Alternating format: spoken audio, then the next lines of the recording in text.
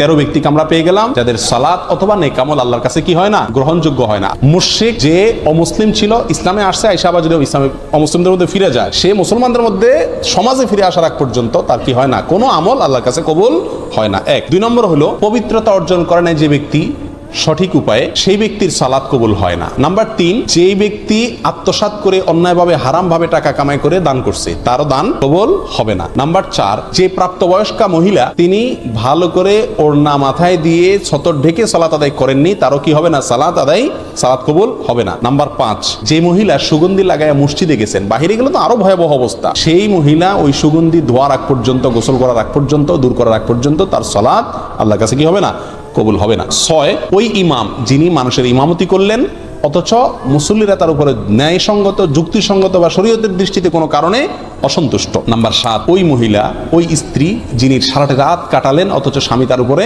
অসন্তুষ্ট, তিনি সন্তুষ্ট করার চেষ্টা করলেন না, অবশ্যই সেটা ন্যায়সঙ্গত উপায়ে। নাম্বার 8, ওই কৃতদাস যে মালিকের অনুমতি ছাড়া ভেঙে গেছে, অথবা ওই দুই ভাই নিজেদের ভিতরে ঝগড়াঝাটিতে বা মারামারিতে কাটাকাটিতে লিপ্ত।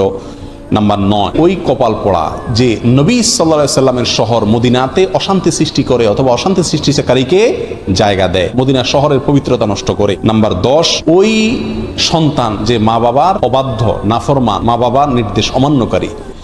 11 নম্বর, ওই ব্যক্তি যে দান করে খোটা দেয়।